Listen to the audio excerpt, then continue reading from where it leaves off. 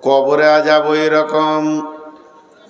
বন্ধুরা আমার, কবরে আযাব যখন শুরু হয়ে যাবে, যেদিন কিয়ামত হবে, যেদিন আপনার হিসাব চলবে, সেদিন কবরের আযাবটাও মাইনাস হবে। আমার গোনা যা ছিল তার থেকে মাইনাস হয়ে যাবে। কবরে আযাব এমন একটা জিনিস, অগ্রিম জমা করার মতো। বন্ধু আমার গোনা মাফ হবে, শুধু তাই নয়, এমনও ব্যক্তি আছে কবরে আযাবই তার গুনাহটা শেষ হয়ে যাবে। কিয়ামতের মাঠে যখন উঠবে, গুনাহবিহীন উঠবে। এরপরে যদি গুনাহ থাকে তাহলে হিসাব নিকাশে ধরা পড়বে।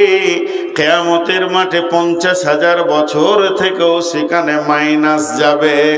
অতএব কবরে আযাব সত্য। আল্লাহর নবী বলে দিয়েছেন, আযাবাল কবরে হাক্কুন, কবরে আযাব হচ্ছে সত্য। ওই জায়গা থেকে নিজেকে ভয় করো।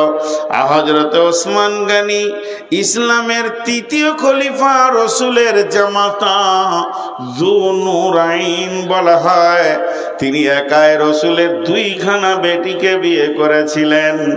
একটা বেটি মরে যাওয়ার পর আবার একটা বেটিকে বিয়ে দিয়েছিলেন রাসূল। একই জামাইকে 2খানা মেয়ে দিয়েছিলেন। ওই জামাইটার নাম হচ্ছে হযরতে ওসমান। তিনি যখন কবরের কথা শুনতেন, অঝোর নয়নে কাঁদতেন, চোখের পানিতে দাড়ি পর্যন্ত ভিজে যেত। বন্ধুরে, এখন যদি একবার মদিনা যান তো গারকুল বাকি, যেটা মদিনার পূর্ব দিকে মসজিদে রয়েছে গোরস্থান, ওখানেই ওসমান আজও শুয়ে রয়েছে। হযরত ওসমানকে জিজ্ঞেস করা হলো, ওসমান রে, তুমি জাহান্নামের কথায় যত বেশি না কাঁদো, কবরের কথাতে কেন বেশি কাঁদো? হযরত ওসমান বলেছিলেন, আল্লাহর নবী বলেছেন, কবর একটা জাহান্নামের টুকরো কিংবা জান্নাতের টুকরো কিংবা জাহান্নামের গর্ত। যে ব্যক্তিটা কবরে ধরা খেয়ে যাবে তার বড় কঠিন আযাব হবে, আর কোথাও পার হবে না। কিন্তু যে ব্যক্তিটা কবর থেকে বেঁচে যাবে তার আর পরবর্তী আখিরাতের স্টেপগুলো আর কোনো চিন্তা হবে না। তার জন্যই আমি কবরের কথা শুনে অনেক বেশি কান্না করি। জি ভাই, কবর এমন একটা জায়গা, আপনাকে আমাকে যেতেই হবে। যেদিন আমি মরে যাব, শুধু কবরকে স্মরণ করার জন্যে কি ফজিলত দেখেন। একটা জিনিস আমাদের বুঝে আসে না, কবরের গুরুত্বটা দিতে গিয়ে আল্লাহ রসুল কি সিস্টেম তৈরি করেছেন দেখেন। আচ্ছা, একটা মানুষ মারা গেল ইসলামপুরে, একটা মানুষ মরেছে, শুধু 1 পিস মানুষ মরেছে।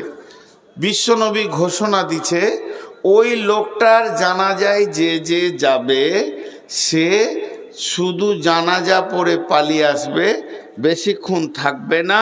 তাতে সে কি পাবে? তাতে সে 1 উহুদ পাহাড় নেকি পাবে, 1 উহুদ পাহাড়। আর যদি শেষ পর্যন্ত দাফন কাফন করে একদম কবর সেরে আসবে তো 2 উহুদ পাহাড় পাবে। কিরাতাইন, 2 উহুদ পাহাড়। উহুদ পাহাড়টা কত বড়? উহুদ পাহাড়টা হচ্ছে 7 কিলোমিটার লম্বা, 3.5 কিলোমিটার চওড়া। উহুদ, ওর নাম উহুদ কেন? ওর সাথে কোনো পাহাড়ের জয়েন্ট নাই, ও একাই দাঁড়িয়ে আছে। আহাদ থেকে উহুদ, সেই উহুদ পাহাড় সমান নেকি হবে ওর। কে পাবে? যে জানাজা পড়তে যাবে। আজীব জিনিস, যে জানাজা পড়তে যাবে, আজীব জিনিস। আজীব জিনিস কেন বলছি, আরে আমি তো বিদায় দিতে গেছি একজনকে, আমি একা যাইনি, আমার মতো আরো 500 জন গেছে। তাহলে 500 অহুদ পাহাড় নেকি নিয়ে কিংবা 1000 অহুদ পাহাড় নেকি নিয়ে জীবিত কটা বাড়ি চলে গেল, তো মুর্দাটার লাভ কি হলো? ভিড় জমিয়ে মুর্দাটার লাভ কি হলো? আমার প্রশ্নটা খালি বোঝার চেষ্টা করেন। যদি আল্লাহ রসুল বলতেন যে যটা লোক যাবে তো অহুদ পাহাড় নেকি ওই মুর্দাটা পাবে, তাহলে ভাড়া করে লোক আনতাম। আমার বাপ মরেছে, আমি 2-4 গাঁ ঘুরে ভাড়া করে লোক নিয়ে আসতাম। একটা লোকে 4টা লোকে ধরে নিয়ে গিয়ে ওকে জানাজা পড়ে দাফন করলে যা হবে, আর 1000 কেন 1 লাখ গেল তাই হবে। চলেন, লাভ একে কেন বেশি দিচ্ছে জীবিতকে? জীবিতর কি আছে ওখানে বন্ধু, একটু বুঝেন। আর তোরা এত আওয়ারা হয়ে গেলি, চলার তোদের এত আওয়ারাগিরি শুরু হয়ে গেছে। মুসলমানের হাত পা চলা ওঠা বসা দেখে মনে হচ্ছে আল্লাহও নাই, আখেরাতও নাই। এগুলো গল্প, মিথ্যা।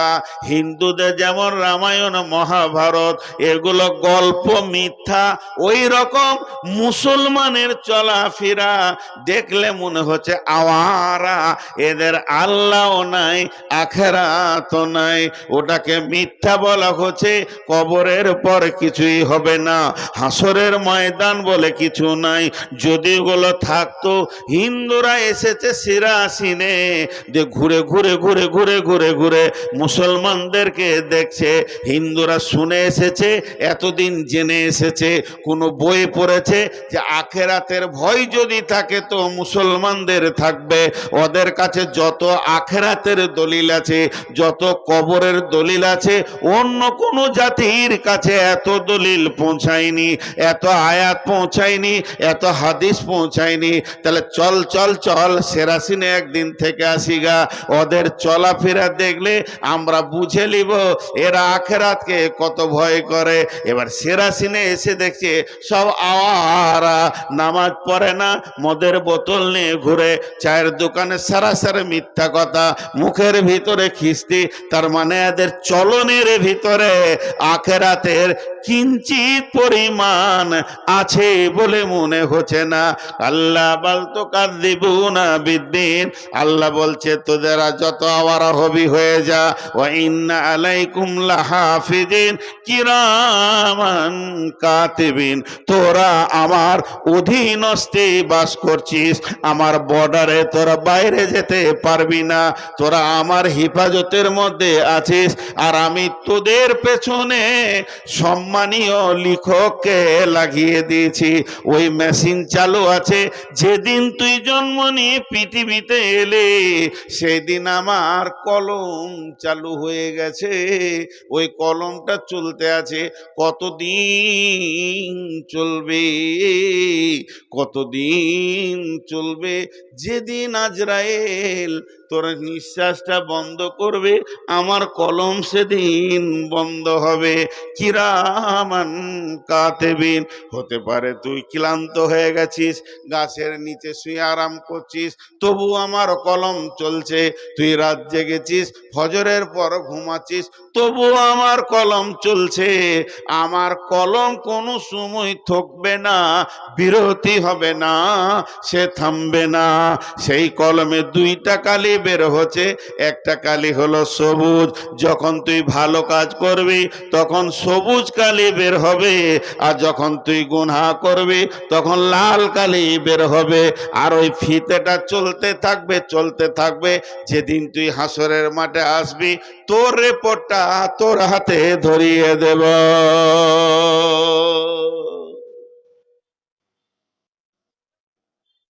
আজকে ফেব্রুয়ারির 4 তারিখ, 4 তারিখে আপনারা সেরাসিনের ময়দানে বসে আছেন 2-2,500 লোক। আল্লাহর কলমে সবুজ কালি বেরিয়েছে, এরা কালাম পাক শুনছে, এরা কালাম পাক শুনছে। 1 সেকেন্ড হলো, 2 সেকেন্ড হলো, একই টাইমে মেলাতে লেড়কি নিয়ে ঘুরছে, বেটি ছেলে নিয়ে, ওর লাল কালি বের হচ্ছে। আরে লুচ্চা, তোর কানে কি মাইকের শব্দ পড়ছে না? কোরআন বিলি হয়ে গেল রে, রসুলের হাদিস লুট হয়ে গেল রে, মানুষ শোনার জন্য বসে আছে, আর তুই বেগানা মেয়ের সঙ্গে, বেগানা পুরুষের সঙ্গে এখনো জিলাপির দোকানে দাঁড়িয়ে আছিস। লাল কালি বের হচ্ছে একই টাইমে দুইটা রেজাল্ট চলছে। এর জন্য আল্লাহ বলছেন পা খুব সাবধানে ফেলো। আজকে আমি একটা ছেলেকে আমার কাছে এলো, বলে মামা কিছু বলেন। আমার দুটো জিনিস বলে যাচ্ছি, দুটো জিনিস বলে যাচ্ছি, আর আপনারাও শুনেলেন ওই দুটো জিনিস, ছোট্ট করে ওসিয়ত। পৃথিবীতে সব কিছু চেঞ্জ করা যায়, ইতিহাস চেঞ্জ করা যায় না। ইতিহাস চেঞ্জ করার মতো ক্ষমতা কারো নেই। মানুষ মরে, ইতিহাস মরে না। ইতিহাস তারিখ মরে না। একটাই জিনিস জীবিত থাকে, তার নাম হচ্ছে তারিখ। আর পৃথিবীতে মুছে দেওয়ার জন্য অনেক জিনিস আছে, এই লেখাগুলো মুছে দেওয়া হবে, ছিঁড়ে ফেলে দেওয়া হবে, ইতিহাস মুছা যাবে না। অতএব তুমি পা ফেলো খুব হিসাব করে, পা ফেলো হিসাব করে। জি, আপনাদেরকে আল্লাহ হিসাব দেখাচ্ছেন একটা, সেটা কি রকম?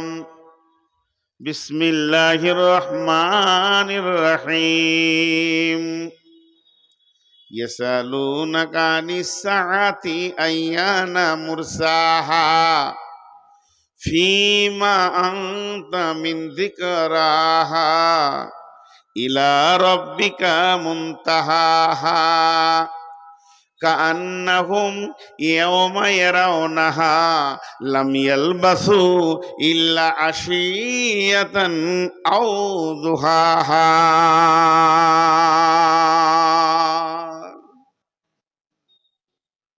আল্লাহর হস্তে 1 মিনিট ধ্যান দেন, এই আয়াত কটা 1 মিনিট ধ্যান দেন। হিসাব কাকে বলে বুঝেলেন, হিসাব কাকে বলে বুঝেলেন, 1 মিনিট ধ্যান দেন। আল্লাহ বলছেন, হে পৃথিবীর মানুষ, ইয়াসালুনাকা আনিস সাআতি আইয়ানা মুরসাহা, নবী হে, তোমাকে ওরা প্রশ্ন করেছে কিয়ামত কখন হবে। ফীমা আনতা মিন যিকরাহা, হে নবী এ ব্যাপারে তোমার কি জানা আছে। ইলা রাব্বিকা মুনতাহাহা, এই কিয়ামত কবে হবে এই ব্যাপারটা তোমার রবের কাছে সংরক্ষণ রয়েছে, অতএব তুমি কিছুই বলতে পারবে না। তবে যারা জিজ্ঞেস করছে ওই লোকদেরকে বলে দাও, সেরাসিনের লোকদেরকে বলে দাও, ঝাড়খণ্ডের লোকদেরকে বলে দাও, বাঙালের লোককে বলো, বর্ধমানের লোককে বলো, যেদিন তোমাকে কিয়ামতের মাঠে দাঁড় করানো হবে আর আমার আল্লাহ বলবে বান্দা তুমি এলে, কতদিনের রাস্তা এলে একবার তুমি হিসাবটা দাও, তো ওই বান্দা আল্লাহকে বলবে কান্নাহুম ইয়াওমা ইয়ারাউনাহা লাম ইয়ালবাসু ইল্লা আশিয়াতান আও দুহাহা।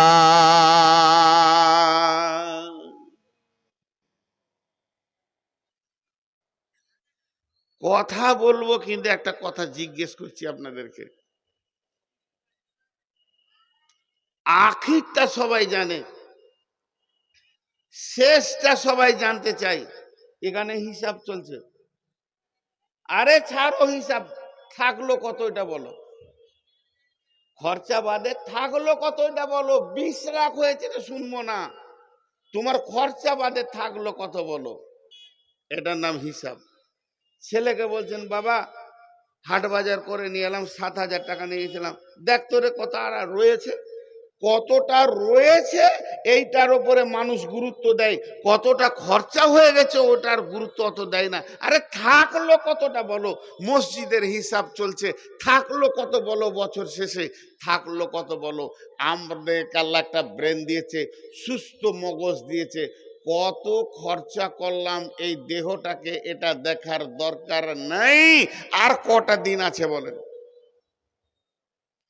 আর কটা দিন আছে? আমার আর কটা দিন এই পৃথিবীতে আছে, এই হিসাবটা কে বলতে পারবে? কেউ পারবে না। জি, কেউ পারবে না। একজনা বড় ইসলামী চিন্তাবিদ বলছেন, আল্লাহ দেন একসঙ্গে, লেন কিস্তিতে, দেন একসঙ্গে, লেন কিস্তিতে।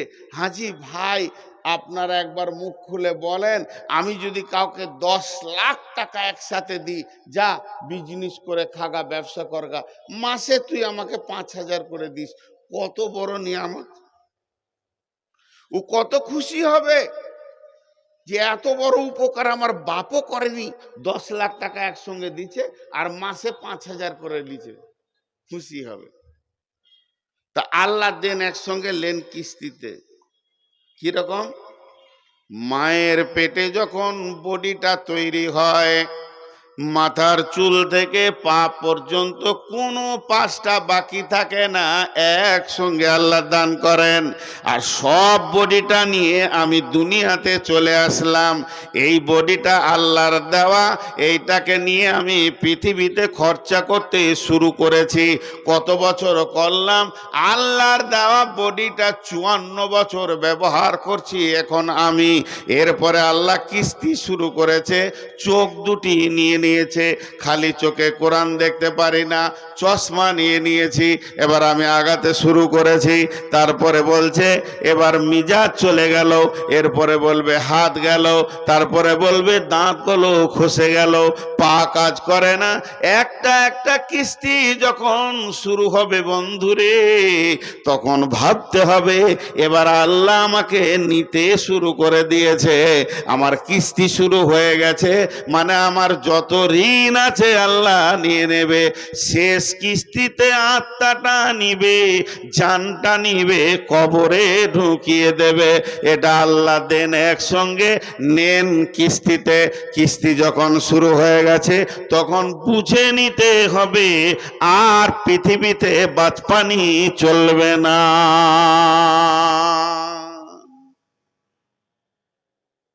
আর চলবে না। সেরাসিনের লোক আমাকে জিজ্ঞেস করছে, কোথা থেকে এলেন জি? আমার বাড়ি সেরাসিন থেকে 600 কিলোমিটার রাস্তা, 200 নাহলে 190, তা আজকে 600 কিলোমিটার গাড়ি চেপেছি। কাটিহারে জালসা ছিল আমার, কাটিহার শোকাসন ইসলামপুর। রাতে নেমে রাতে এদিকে বাড়ি গেছি, বাড়ি গিয়ে বাড়িতে বসিনি, কাগজপাতি নিয়ে ব্লকে গেছি, ব্লকে যে 1টা বাজছে, তারপরে ঘরে এসে জোহরাসুর পড়েছি, 2টি ভাত নিয়ে আবার এসে এখানে হাজির হলাম। রাতে এই ফারাক্কার ব্রিজ দিয়ে পেরিয়ে গেছি, আবার ঘুরে আসলাম। আমাকে জিজ্ঞেস করছে, আপনি বাড়ি থেকে ডাইরেক্ট আসছেন? জি। রাস্তায় কোথাও দাঁড়িয়েছিলেন নাকি? একবারে চলে এলেন? তখন আমি হিসাব শুরু করে কেমন করে বলছি দেখেন, বলার ভঙ্গিটা তাকাবেন। কোথাও দাঁড়াইনি, একটা মসজিদে মাগরিব ইশাটা পড়লাম, খানিক দাঁড়িয়েছিলাম, একটা মসজিদে মাগরিব ইশাটা পড়লাম। আপনাদের কি মনে হচ্ছে 5 ঘন্টা? কি মনে হচ্ছে 5 ঘন্টা? 5 মিনিট। আল্লাহ বলছেন, যেদিন তোকে কিয়ামতের মাঠে আমি দাঁড় করাবো, আমি জিজ্ঞেস করব, বান্দারে কোথায় থেকে আসছিস বল?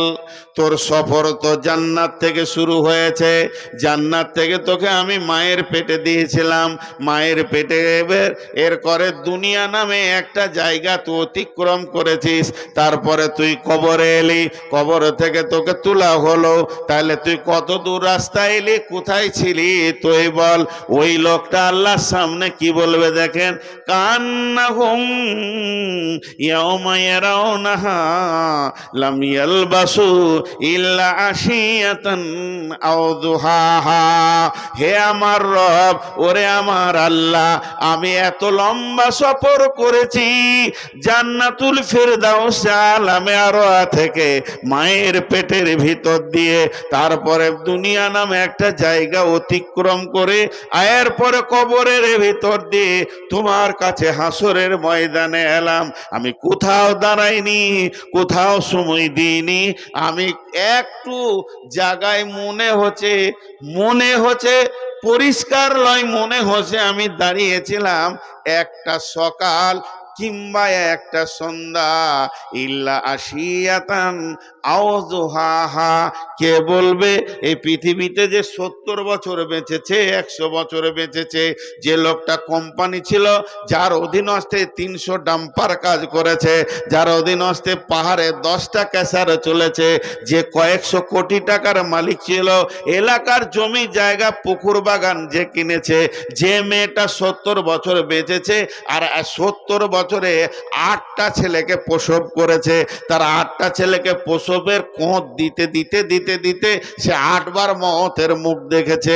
ওই মেয়েটি বলবে আমি সামান্য একটা সকাল বা একটা সন্ধ্যা কোনো জায়গায় দাঁড়িয়েছিলাম। আল্লাহ বলবে তোর হিসাব মিলছে না। 70 বছর কাটিয়েছিস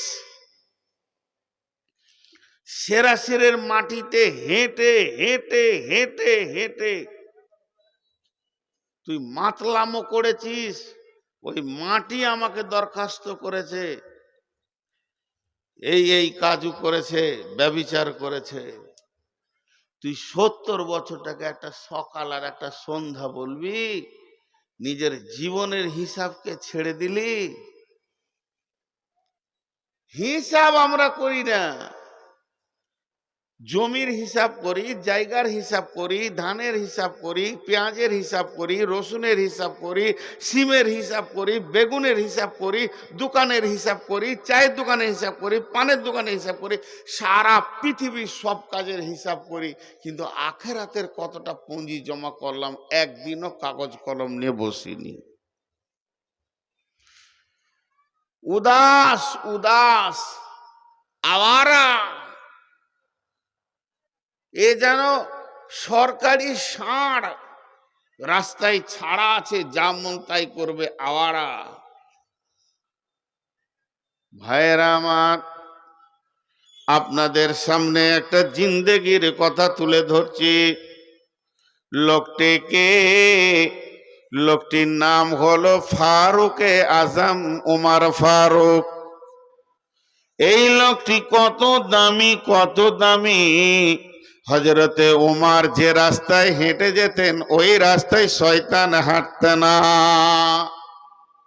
হযরতে উমর এই রাস্তায় হাঁটছে, শয়তান যদি দেখে নিয়েছে উমর আসতে, তো রাস্তা চেঞ্জ করে নিয়েছে। লোকটা কত দামি। হযরত উমরের নাম উমর বিন খাত্তাব। আল্লাহর রাসূল উমরের নাম দিলেন ফারুক। ফারুক মানে হক আর বাতিলকে ফারাক করেছে, তাই হলো সে উমর ফারুক। লোকটা কত বড় দামি বন্ধুরে। ইনি হলেন মুসলিম জাহানের দ্বিতীয় খলিফা।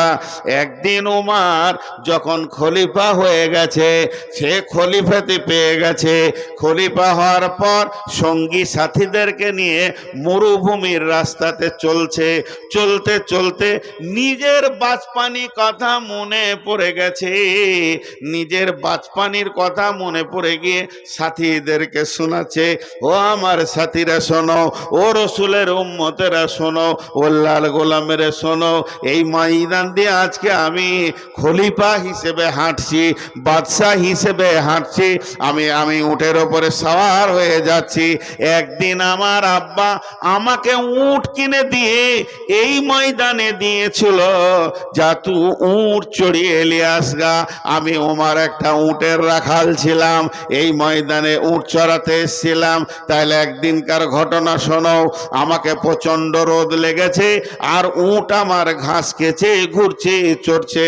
আমি আর গরমে থাকতে পারছি না। কোথা যাব? উটের পাছাতে গিয়ে বসেছি। হযরত উমর উটের পাছাতে গিয়ে বসেছে, আর উট বড় বড় বড় বড় করে ওর মাথায় হেগে দিয়ে।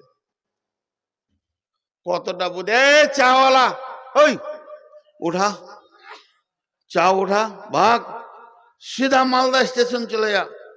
এই চাওয়ালা ভাগ, ওই চাওয়ালা ভাগ। আবার ওখানে দোকান বানাচ্ছু, ফের ওখানে দোকান বানাচ্ছে। ওর সাহস কত উঠে না। ভাগ, বাড়াড়া চলে যা, তোকে খুঁজছে স্টেশন। ফের গাছের আড়ে বসলো। কত বড় বদমাশ ও, কয়েকটা লোককে, আবার ওটা মৌলবিও আছে। বাস ওখানটা মার্কেট করে দিলে। সুবহানাল্লাহ। এক মাতাল রাস্তায় হাঁটছে, বুঝছেন, টলছে। এক মৌলবি বলছে, পড়ে যাবি বে, সোজা করে হাঁট। ও টলতে টলতে বলছে, আমি পড়লে একা পড়বো, তুই পড়লে সমাজ পড়ে যাবে, তুই বেশি সোজা হাঁট। তুই যদি পড়ে যাস তো সমাজ পড়ে যাবে। মৌলবি যদি বেলাইনে যায়, ওকে সোজা কে করে? আমার মতো বদমাস পড়বো পৃথিবীতে আর নাই আর কি। হ্যাঁ, সুবহানাল্লাহ। এরাই আবার সমাজ চালাবে বলছে। আমি বললাম যে আমি রুগী হয়ে গেছি এখন। তো হযরতে উমারের মাথায় উটের গোবর, তো গোবর গুলো ফেলেছে, তাও তো চুলে লেগে আছে। বাড়ি গেছে, ওর বাপের নাম খাত্তাব, খাত্তাবের সামনে গিয়েছে। তো বেটাকে জিজ্ঞেস করে, তোর মাথায় গলা কি রে?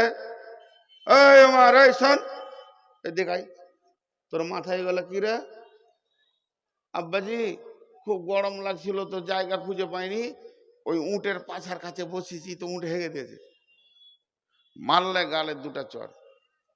গরু, উটের পাছা কি বসার জায়গা? উটের পাছা কি বসার জায়গা? যে লোকটা উট চড়াতে গিয়ে বাপের কাছে থাপ্পড় খেলো, যে লোকটা উট চড়াতে গিয়ে বাপের কাছে থাপ্পড় খেলো, আর একবার বলছি, যে লোকটা উট চড়াতে গিয়ে বাপের কাছে থাপ্পড় খেলো, ওই লোকটা একটা আঙ্গুলে 18 লক্ষ বর্গমাইলে বাদশাহী করেছেন। সুবহানাল্লাহ। 18 লক্ষ বর্গমাইলে বাদশাহী করেছেন, চারটিখানি কথা নয়। সেই উমার কি কথা বলছেন খালি শুনেন। উমারকে সাহাবীরা আদর করে একটা নাম দিয়েছিলেন। কি নাম? মাওফাকুল ওয়াহি। এটা সাহাবীরা কখনো কখনো ডাকতেন মাওফাকুল ওয়াহি। কেন? উমারের সাথে আল্লাহ এত মহব্বত, উমারের জবান আল্লাহ এত পছন্দ করেন। উমারের জবানকে কেন্দ্র করে কোরআনে কয়েকটা আয়াত নাজিল হয়েছে। কেউ বলেছে 21 খানা আয়াত, কেউ বলেছে 6 খানা। তার মধ্যে আপনাদেরকে এক দুটা শোনাই। হযরত উমার বসে আছেন মসজিদে নববীতে, আর নবীজির ঘরে সাহাবীরা ঢুকছে বেরোচ্ছে, ঢুকছে বেরোচ্ছে। কোনো যেন ইতস্ততা নাই, কোন রকম যেন লজ্জা শরম নাই। উমার মসজিদে বসে বসে বিড়বিড় বিড়বিড় করে বকছে আর বলছে, আল্লাহ তুমি আয়াত নাজিল করে দাও, পর্দাটাকে ফরজ করে দাও। পর্দা যদি ফরজ না হয় তাহলে রসুলের ঘরে পবিত্র রসুলের বিবিরা রয়েছে, আর সাহাবীরা ঢোকা বাড়া করছে। এটা আমাকে বড় খারাপ লাগছে। মুমিন মেয়েদের জন্য পর্দা তুমি আয়াত নাজিল করে দাও, যাতে করে পর্দাটা চালু হয়ে যায়, তাহলে রসুলের ঘরে ঢোকাটা অন্তত বন্ধ হবে। উমার মনের আকাঙ্ক্ষাটা আল্লাহকে বললেন, আর জিবরাইল আমিন চলে এলেন রসুলের কাছে, পর্দার আয়াত নাজিল করে চলে গেলেন। কত উমারের জবানের আল্লাহ কত তাসির দিয়েছিলেন। আর একটা আপনাদেরকে শোনাই, লোকটার খালি কোয়ালিটি শুনেন, তারপরে জীবনের হিসাবটা বলবো। কোয়ালিটিটা আগে শুনেন, আজকে তো হিসাব শোনাবো বলেছি।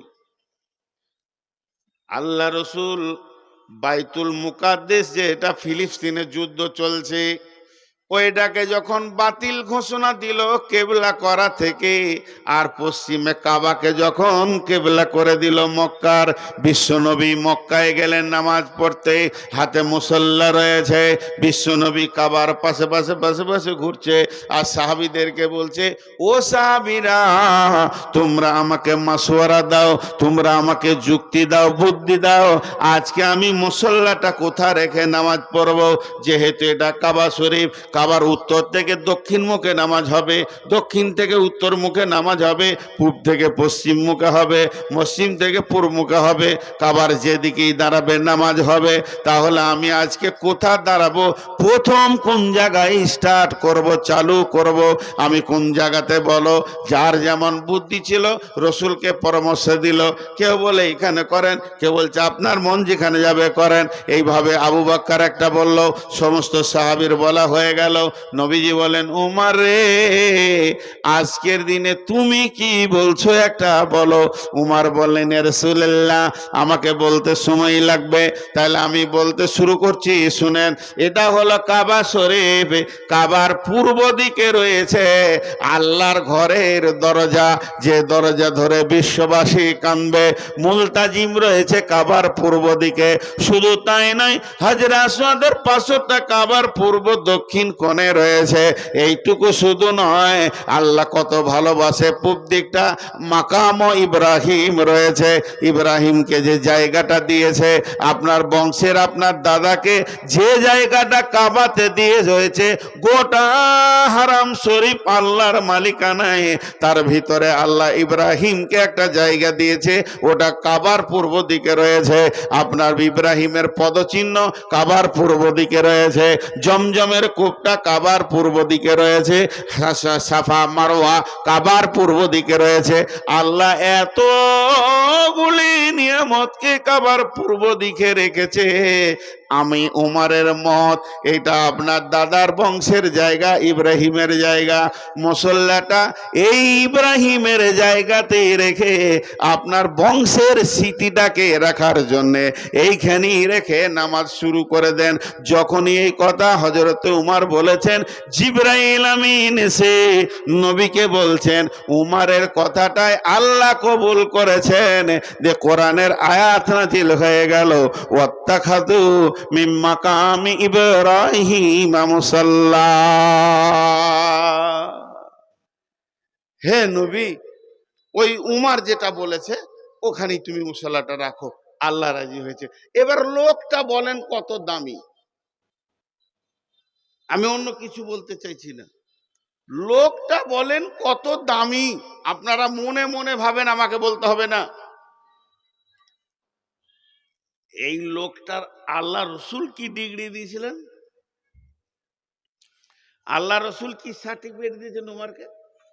সুবহানাল্লাহ। লাউ কানা বাদি নবিয়ান কানা লাহু উমার, আমার পরে যদি কেউ নবী হতো, ওই নবীটা হযরতে উমর হতো।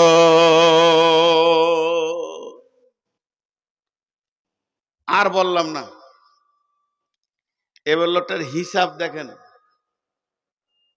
আমাদের সঙ্গে মিলছে কিনা দেখেন। ফজরের নামাজ পড়তে গেছে, ইমামতি করছে, আল্লাহু আকবার। এক বেঈমান ইহুদি আবু লুলু বড় একটা বর্ষা নিয়েছে, মেরে দিলে ঝাড়ামছে, পিঠ দিয়ে ঢুকলো, বুক দিয়ে ফেটে বেরিয়ে গেল। হযরত উমর পড়ে গেলেন। পড়ার আগে পেছন দিকে আব্দুর রহমান ইবনে অফকে ধরে ইমামতির জায়গায় দিয়ে দিলেন। নামাজ চালু, নামাজ বন্ধ হয়নি। আমিরুল মুমিনিন মাটিতে পড়ে গেছে, রক্ত যেন গল গল গল গল গল গল গল গল করে স্খলন হচ্ছে, রক্ত বের হয়ে চলে যাচ্ছে, শরীরটা ধীরে ধীরে ধীরে ধীরে শিথিল হচ্ছে। কেউ বলছে পানি আন, কেউ বলছে দুধ আন। বন্ধুরে, জীবনের হিসাবটা এই জায়গায় মিলাতে পারবেন না। যখন উমারকে দুধ খাওয়ানো হচ্ছে, ওই দুধটা পেটে যেছে না, এই ক্ষত জায়গা দিয়ে বের হয়ে চলে যাচ্ছে। ওই অবস্থায় উমার পৃথিবী ছাড়ার সময় হয়ে গেছে। উমারের বেটা আব্দুল্লাহ ধরে এসেছে, আব্বা জান কি হয়েছে, কি হয়েছে? গোটা মদিনাতে হইচই মেতে গেছে, উমারকে মেরে দিয়েছে, উমারকে শহীদ করে দিয়েছে। বন্ধু, হে যুবকের দল, ওরে আমার বেটার দল, আমার বেটার বয়সে যারা রয়েছে তোমরা, তোমাদের পাগুলো ধরে বলছি, একবার উমারের কথাটা এই সময় শোনেন। আর মাত্র ক মিনিট দুনিয়াতে থাকবে, এরকম ঘোর হয়ে পড়ে আছে, বসে থাকার ক্ষমতা নাই। এরই মধ্যে একটা সাহাবী ইচ্ছাকৃত নয়, ইচ্ছাকৃত নয়, ইচ্ছা করে নয়, ভুলে তার একটা কাজ হয়ে গেছে, হটপটি করে এসে বলছে, আহা আহা হা, কি হয়ে গেল গো, কি হয়ে গেল গো? ও খেয়াল করে নাই ওর লুঙ্গিটা টাকনুর নিচে চলে গেছে। আর ওই অবস্থায় বলছে, কি হলো, কি হলো? উমার ওই অবস্থায় কি ভাষা বলছেন, ও আল্লাহর গোলাম, ওরে রসুলের উম্মত, আমি উমার মরে গেলে ইসলামের কিছু ক্ষতি হবে না। কেমন অঙ্ক দিছে দেখেন, আমি মরে গেলে ইসলামের কিছুই ক্ষতি হবে না, তুমি রসুলের সুন্নতটাকে বাঁচাও, এটা যদি মরে যায় ইসলামের বিরাট ক্ষতি হয়ে যাবে। যতগুলো যুবক আছেন একবার পায়ের গোড়ালি নিচেটা তাকান, হাত দুটো ধরে বলছি, উমার ওই অবস্থায় বলছে মরবে। তারা জিন্দেগিকে কিভাবে হিসাব করেছে দেখেন, মরবে তো বলছে, বেটা তুই লুঙ্গিটা তোল, আমি মরলাম তা কি হলো, একটা মানুষ মরলো তো তোর এত কিসের হুতাশ আছে? কিন্তু রসুলের সুন্নত মারিস না। আজকে পশ্চিমবঙ্গ রণক্ষেত্র হবে, 26শে ফেব্রুয়ারি 16 ফেব্রুয়ারির পর দেখবেন রক্তে লোহে লোহন হয়ে যাবে পশ্চিমবঙ্গ, কেউ রুখতে পারবে না। হে মুসলমান, সুন্নত কোথা গেল তোমার কাছ থেকে? এরপরের ঘটনাটা শুনেন। এরা পড়ে আছে, বাঘের বাচ্চা বাঘ, সিংহের বাচ্চা সিংহ। উমারের বেটা এসে উমারের মাথায় হাত বুলাচ্ছে, আব্বু আব্বু, একটু তাকালো। কি বাবা, আপনি এত হতাশ কেন গো? আপনি তো চললেন আল্লাহর কাছে। শ্বশুর বাড়ি গেলে মানুষ আনন্দ হয়, খালার বাড়ি গেলে মানুষ আনন্দ হয়, নানার বাড়ি গেলে মানুষ আনন্দ হয়, বন্ধুর বাড়ি গেলে মানুষ হাসতে হাসতে টেনে চাপে আর যায়। আর আল্লাহর কাছে যাওয়ার সময় কেন এত কাঁচুমিচু? তোমার খুশি লাগছে না? তা অজি উমারের বেটা এত কথা বলেনি। উমারের বেটা বলছে, আব্বা আপনার তো আল্লাহর মোলাকাতের টাইম হয়ে গেছে, তো আপনি এত মায়ুস হচ্ছেন কেন? হযরত উমার চোখের পানি ছেড়ে দিয়ে বলছে, বেটা রে, তুই আমাকে কি চিনিস তুই বল? তুই এতটুকু জানিস আমি তোর মায়ের স্বামী, তাই তোর বাপ, কিন্তু তোর বাপের চরিত্র সম্পর্কে তোর কিছু জানা আছে কি? বেটারে, আমাকে মরতে হবে এ বিষয়ে আমি কোনো চিন্তা করি না, শুধু চিন্তা করছি মরার পরে আমি যার কাছে চললাম ওর সামনে কেমন করে আমি দাঁড়াবো রে বেটা। এমন কোনো কাজ আমি করতে পারিনি যে কাজটার বদৌলতে আল্লাহর সামনে গিয়ে দাঁড়াবো। কিছু খুঁজে পেছি না বেটা, এই যাওয়ার আগে আমার আমলের ব্যাগে কোনো নেকি পেছি না, কোনো ভালো ব্যবহার পেছি না যে আমি আল্লাহর সামনে ওই নিয়ে দাঁড়াবো। এই ভয়ে আমি মাইয়ুস হচ্ছি।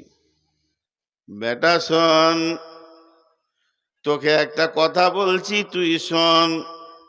তুই আম্মা জান আয়েশার বাড়ি যা, বাড়িতে যাওয়ার পর সালাম দিবি। আম্মা জান আয়েশা পর্দায় আসবে। আম্মা জান আয়েশাকে তুই বলবি আব্বা আপনার কাছে পাঠালো আর আপনাকে সালাম দিয়েছে, আপনার কাছে একটা আরজি রেখেছে। আমার আব্বা চায় সে তার দুই বন্ধুর সঙ্গে কিয়ামত পর্যন্ত এই মাটিতে শুয়ে থাকবে এক জায়গাতে। তার মানে ওই ঘরটা হলো আম্মা জান আয়েশার, ওই রুমটা হলো আম্মা জান আয়েশার, যেটা বিশ্বনবী আম্মা জান আয়েশাকে দিয়েছিলেন। সেই হুজরার ভিতরে আল্লাহর নবীকে প্রথম শোয়ানো হয়েছে। ওটা তো ওর নিজের স্বামী, তারপরে আবু বকর শুয়েছে। এটা তো আয়েশার বাপ, ঠিক আছে, কিন্তু আমি তো তার কেউ নয়। তবে জিজ্ঞেস করবি ওই পাশে কি আমাকে থাকার জায়গা দেবে নাকি? আম্মা জান আয়েশা একটু ভেবে বললেন, রে উমরের বেটা আব্দুল্লাহ, তোমার আব্বার ইসলামে অনেক ত্যাগ আছে, অনেক কোরবানি আছে, অতএব ওকে এখানে শোয়ার হক আছে। তোমার আব্বাকে গিয়ে বলে দাও গা। ফিরে এসে বলছে, আব্বা আলহামদুলিল্লাহ পড়েন, আপনি যে প্রস্তাবটা দিয়েছিলেন এটা প্রত্যাখ্যান করা হয়নি, বরং কবুল করে নিয়েছেন। আপনার শোয়ার জায়গা হলো নবী আর আবু বকর, আপনার দুই বন্ধুর পাশে থাকবে। হাজি ভাই একটু ভেবেছি নিজের জীবন দিয়ে। অঙ্ক আমরা করি, আমাদের কলম চলছে আর গাদা গাদা গাদা গাদা খাতা শেষ হয়ে গেছে। আমাদের কলম বন্ধ নাই, আমাদের অঙ্ক বন্ধ নাই। আমাদের অঙ্ক কেমন চলে? চায়ের দোকানে বসে গেছি, লোকের ভুল দেখছি খালি। ও আর কি ছিল? চোর, লুটে পুটে করলো।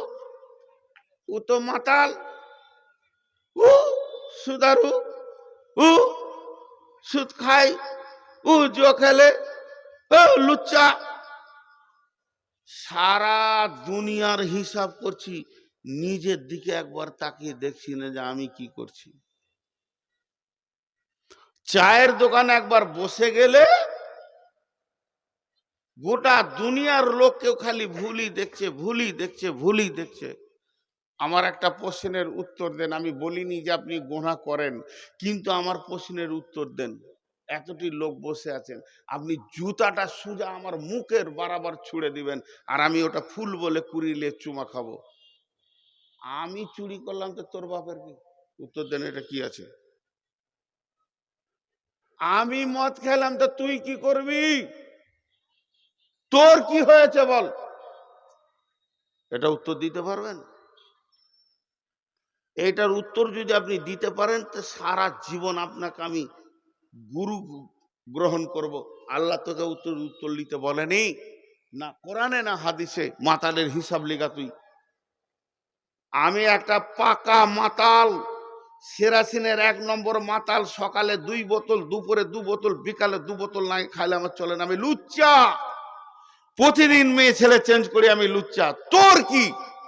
এটা উত্তর দেন। দিতে পারবে না। তোর যদি কি হয়, কতটা হবে জানিস?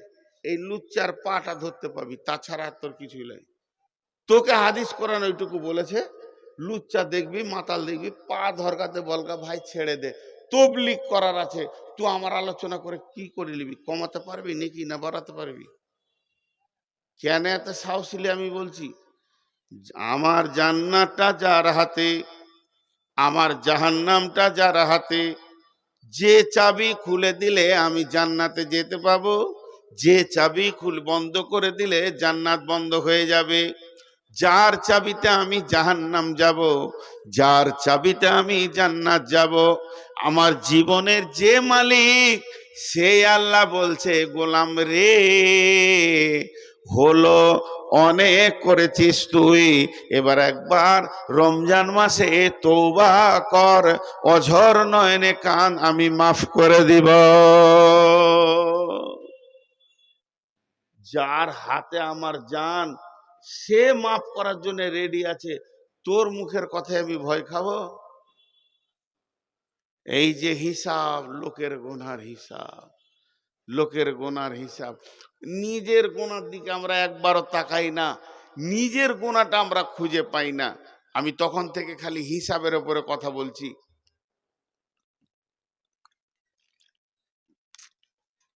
আল্লাহর রাস্তা দিচ্ছি। আর একটা সাহাবীর ঘটনা আপনাদের সামনে বলবো, ফের ওই আয়াতে যাই। বিসমিল্লাহির রহমানির রহিম।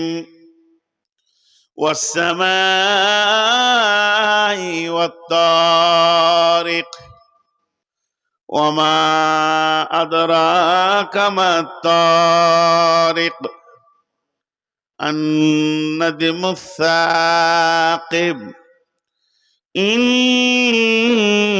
كل نفس لما عليها حافظ فلينظر الإنسان مما خلق خلق من ماء دافق। আমি এক ধার থেকে তর্জমা করছি না, শুধু সার অংশটা ধরিয়ে দিছি। আল্লাহ নক্ষত্রের তারার কসম করছে। আর কোন তারা? প্রজ্বলিত তারা। তুমি জানো কি সেই জিনিসটা কি? তরিকটা কি? আন-নাজমু সাকিব। ওইটা এমন একটা জিনিস, উজ্জ্বল তারা, সে রাতে আসে, রাতে চলে যায়।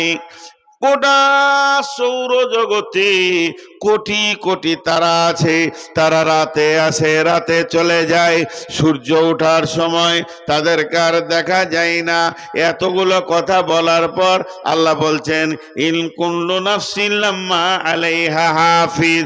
এটা আবার মানুষের কথা বলতে লাগলো কেন? আল্লাহ তো চলে গেছিল আসমানের ওপরে, তিনি আসমানের কথা বললেন, তিনি গ্যালাক্সির কথা বললেন, তিনি তারা কথা বললেন, তিনি ছায়াপথের কথা বললেন, তিনি ব্ল্যাক হোলের কথা বললেন। এতগুলো কথা বলার পর হঠাৎ মানুষের কথা কেন বলতে লাগলেন?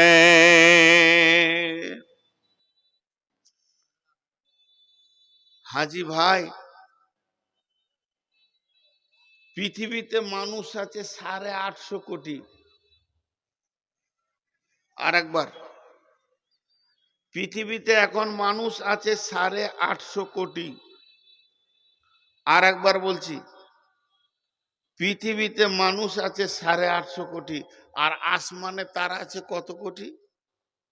কোটি কোটি কোটি কোটি কোটি কোটি কোটি, তার কোনো হিসাব নেই। শুধু গ্যালাক্সির ভিতরে আছে 15 কোটি। আর পৃথিবীটা কত বড়? এই পৃথিবীর 13 লক্ষ পৃথিবী লাগবে তবে সূর্য হবে। আর একটা সূর্য কত বড়? ওই রকম 2 কোটি 5 কোটি সূর্য লাগবে তবে একটা তারা হবে, জুলজুল করছে। তারার ভিতরে আবার গ্রহ আছে, ব্ল্যাক হোল আছে, গহ্বর অন্ধকার। এগুলোর কথা বলতে গেলে অনেক টাইম লাগবে কোরআনের আয়াত দিয়ে।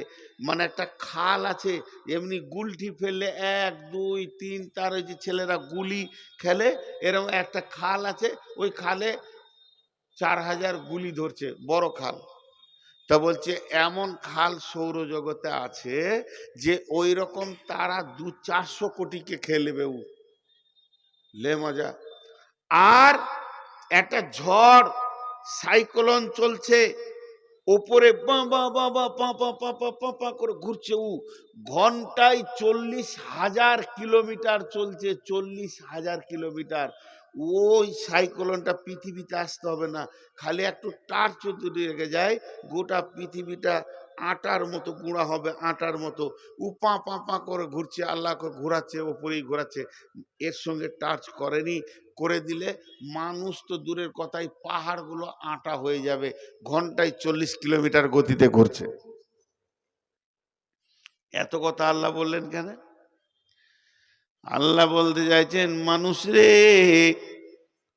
তুই তো একটা 3.5 হাত মানুষ, তোর খুব বেশি যদি হাইট হয় 5 ফুট 6 ফুট, খুব যদি বেশি ওজন হয় 1 কুইন্টাল বা 1.5 কুইন্টাল, এত ছোট মানুষ, কিন্তু দেখ সূর্য নিজের পথে চলছে, ওকে আমি যে পথ দিয়েছি সেই পথে চলছে, চাঁদকে আমি যে পথ দিয়েছি সেই পথে চলছে, তারাগুলোকে যে পথ দিয়েছি সেই পথে চলছে।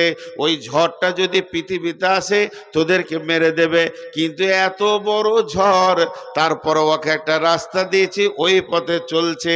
এই রকম কোটি কোটি বিলিয়ন মিলিয়ন গুণ বড় নক্ষত্রগুলো নিজের নিজের পথে চলছে, কেউ কখনো পথ হারা হয়ে যায় না। হতভাগা মানুষ রে, তোদেরকে আমি একটা পথ দিলাম, এই পথটা বাদ দিয়ে তুই বেপথে চলছিস।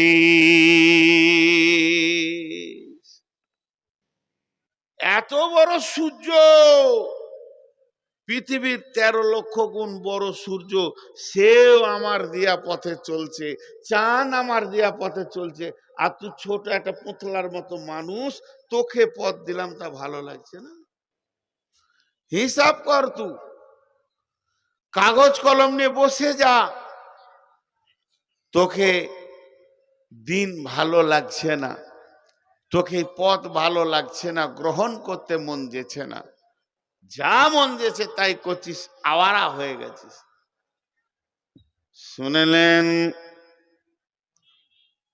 আপনি ভাবিয়েন না, আল্লাহ নবী মক্কায় এলেন আর মদিনায় এলেন, আর সাহাবীরা এক এক করে এসে আসসালামু আলাইকুম, আশহাদু আল্লা ইলাহা ইল্লাল্লাহ ওয়া আশহাদু আন্না মুহাম্মাদান আবদুহু ওয়া রাসূলুহু, এক এক এক এক এক এক এক এক করে কালেমা পড়ে নিয়েছে।